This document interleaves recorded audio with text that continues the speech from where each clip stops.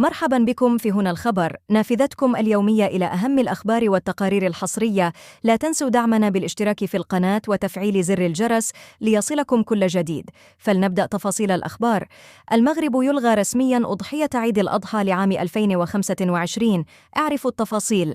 أعلن الملك محمد السادس في رسالة ملكية سامية عن إلغاء شعيرة ذبح أضحية عيد الأضحى لعام 2025 في المغرب نظراً للتحديات المناخية والاقتصادية التي أدت إلى تراجع كبير في أعداد الماشية. وأكد جلالته أن القيام بهذه الشعيرة في الظروف الحالية قد يلحق ضرراً بالفئات ذات الدخل المحدود. وأشار الملك إلى أنه سيقوم بذبح الأضحية نيابة عن الشعب اقتداءً بسنة النبي محمد صلى الله عليه وسلم.